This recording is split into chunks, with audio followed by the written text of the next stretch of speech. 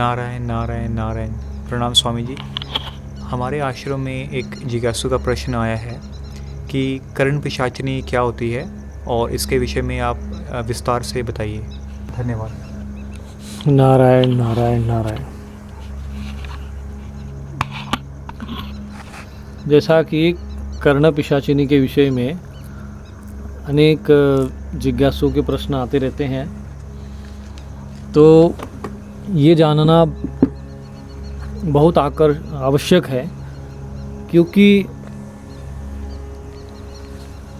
कर्ण पिशाचिनी के प्रति जो आकर्षण है, साधनात्मक आकर्षण है, वो अत्यधिक मात्रा में है।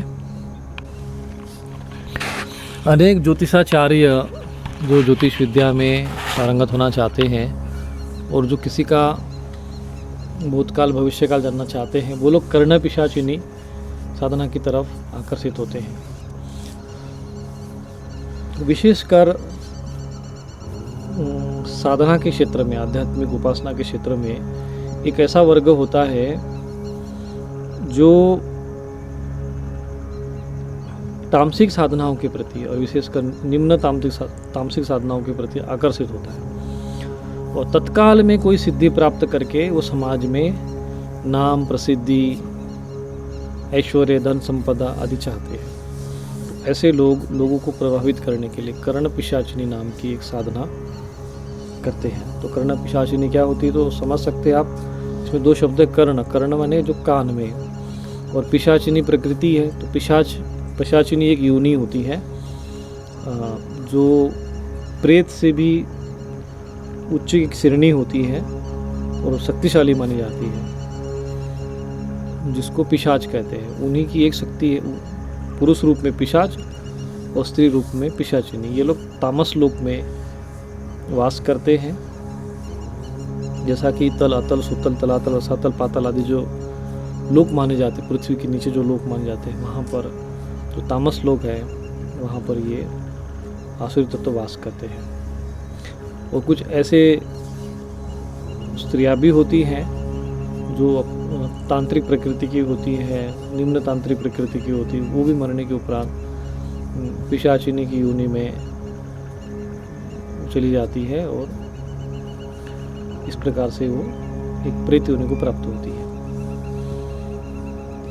तो इस पिशाचिनी को एक सामर्थ्य प्राप्त होती है कि वह किसी भी व्यक्ति के भूतकाल को जान सकती है। तो जो इस कर्ण पिशाचिनी की साधना करता है, उसको किसी भी पुरुष को देखते हुए, स्त्री को देखते हुए, उसका जो भूतकाल है वो उसको ज्ञात हो जाता है।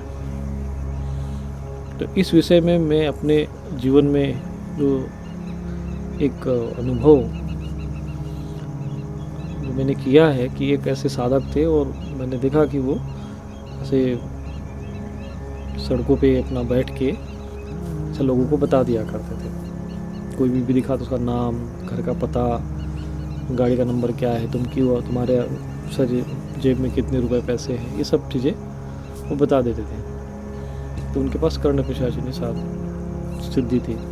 तो कर्ण पिशाचिनी जो होती सिद्धि करते हैं, तो उन लोगों को ये शुद्ध रहना पड़ता है।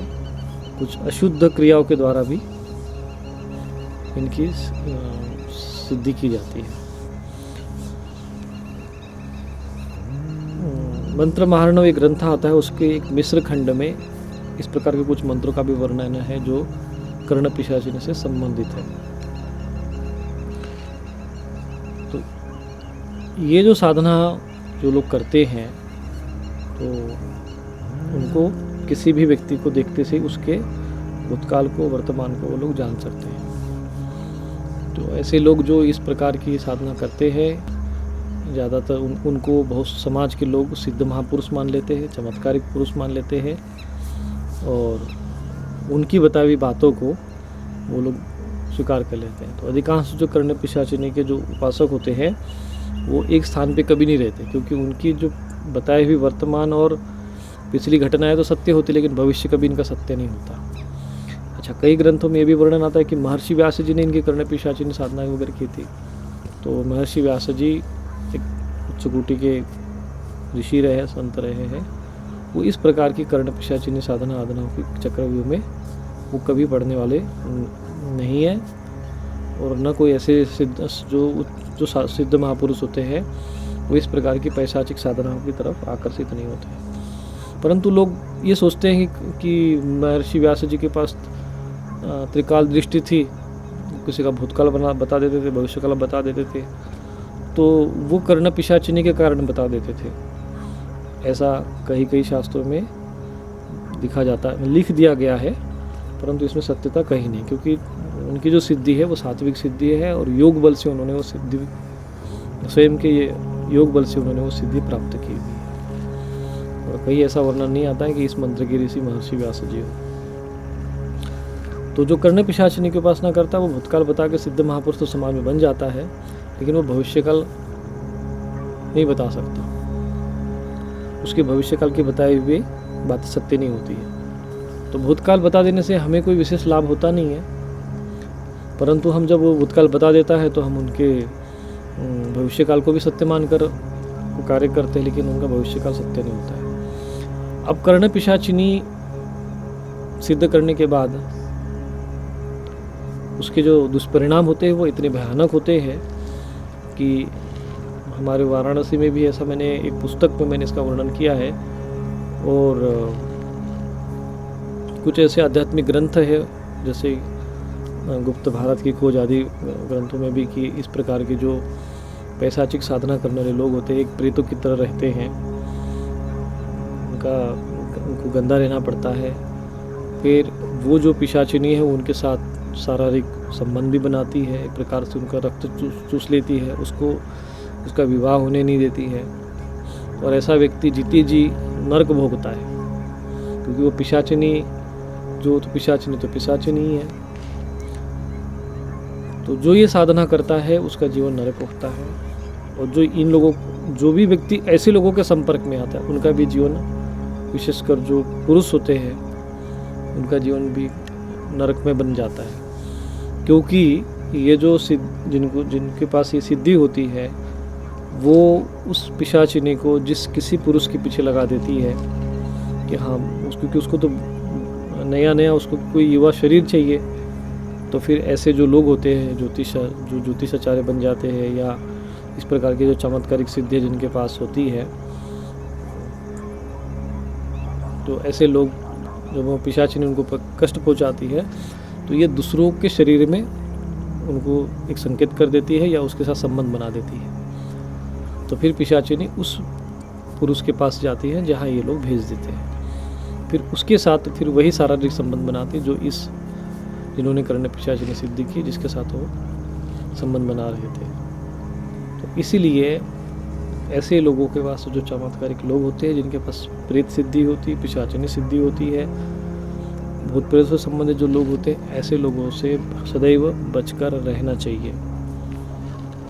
चमत्कारों के पीछे भागने वाले लोग, चाहे वो आध्यात्मिक रूप से कुछ तात्कालिक सिद्धि प्राप्त करके, क्योंकि सिद्ध महापुरुष तो होते नहीं हैं, उनकी वासना समाप्त नहीं हो चुकी होती है, पैसे का लोभ, लालच, काम, क्रोध, लोभ जितने विकार हैं उनके वैसे ही बने रहते हैं। वो सामान्य साधक से भी निम्न साधक अवस्था को प्राप्त होते, घोर अवस्था को प्राप्त होते हैं।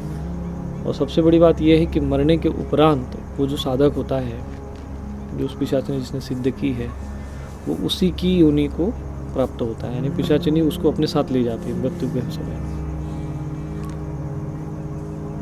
उसकी सदगति नहीं हो सकती, वो होने नहीं देती है।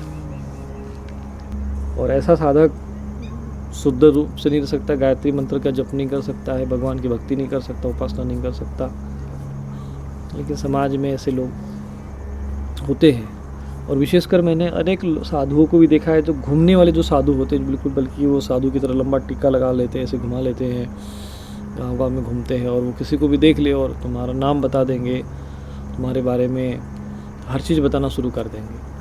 तो वास्तव में यदि किसी भी व्यक्ति के पास सच में त्रिकालदर्शी या कोई सिद्धि प्राप्त होगी, तो उसको कहीं गांव में जाकर घूमने की आवश्यकता ही नहीं पड़ेगी। वो तो जिस जगह बैठ जाएगा, दुनिया उसके पास आएगी। तो ये लोग जो कर्ण पिशाच सिद्ध करते एक स्थान पे क्यों नहीं रहते हैं? क्योंकि वो भूतकाल तो बता देते हैं और फिर बाद में साथ में अपना भविष्य काल एक वैसे ही उनके मन में जो आता है वो बोल देते हैं कि तुम्हें नौकरी मिल जाएगी, ऐसा हो जाएगा, वैसा हो जाएगा। लेकिन सत्यता रूप में तो उनके साथ वैसा होता नहीं। तो फिर वो जिनको उन्होंने वैसा कहा है, अगर वो एक जगह पे रहेंगे, उनका आता पता रहेगा, तो फिर वापस उनके पास पहुँचेंगे कि भाई महाराज आपने जो कहा वो तो हुआ नहीं। तो ये उनको पता रहता है कि इनका मैं तो भूतकाल तो बता दिया, भविष्य काल तो मैं इनका सत्य होना है नहीं। तो वो पहले ही अपना वहाँ से जैसे अपना काम जो कुछ भी लोग जितना भी धन संपत्ति के लोगों को इकट्ठा करना हो किए और फिर दूसरे दिन वहाँ से निकल गए। तो ऐसा होता है और ये ऐसे मैंने कई लोगों को देखा है।